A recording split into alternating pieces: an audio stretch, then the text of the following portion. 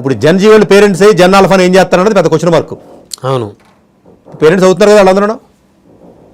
డెఫినెట్గా అంటే నేను అనేది ఏంటంటే మొత్తం అవ్వదండి. మీరు చెప్పిన పాయింట్లో చాలా వరకు వ్యాలిడిటీ పాయింట్ ఉందని నేను ఒప్పుకుంటాను. మొత్తం అవ్వదు, కనీసం ఓ 30% 20% చేసి మరీ 10 ఏళ్ళ పిల్లలకి 12-11 ఏళ్ళ పిల్లలకి మొబైల్ ఏంటంటే మీరు ఒకసారి చెప్పండి ఎంతవరకు కరెక్ట్ అది.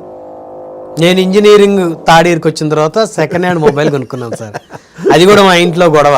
అంతే కదా మరి. ఇప్పుడు ఫోన్ అవసరమా, ముందు చదువు కావాలి అని. అంతే కదా మరి. సో ఇప్పుడు ఎలా ఉంది, పోనీ మీ వల్ల అవ్వలేదు అన్నారు. మీరు అడిగిన క్వశ్చన్కి ఆన్సర్కి వస్తున్నానండి. అసలు మొబైల్స్ ఎలా చేయని స్కూల్స్ ఉన్నాయి కదా, స్కూల్లో పడండి, తప్పేమన్నా ఉందా? పోనీ సరే మీ వల్ల అవ్వట్లేదు కదా, మదర్ జాబ్కి వెళ్ళింది, ఫాదర్ జాబ్కి వెళ్ళింది కదా, హాస్టల్లో పడేయండి. హాస్టల్లో పడేయండి సార్ అన్నావు అనుకో, మరి హాస్టల్లో పడేయండి. మరి నువ్వు కంట్రోల్ అనేది చేసావు ఇంట్లో ఉండి. అవును, సరిగ్గా పెంచు. నువ్వు పెంచలేదు హాస్టల్లో సరిగ్గా పెంచరు సార్, సరిగ్గా భోజనం పెట్టరు సార్, చిన్నపిల్లలు ఇప్పుడు వదిలేయడం ఎలాగ సార్, కాలేజీకి వెళ్ళింది ఎలా వెళ్ళిపోతారు కదా సార్, వాళ్ళు పెళ్లి చేసిన ఎలా వెళ్ళిపోతారు, ఈ 4 రోజులు నా దగ్గర ఉండొద్దంటారా, పిల్లల్ని తల్లిదండ్రులు విడదీసేస్తారంటారు మళ్ళీ.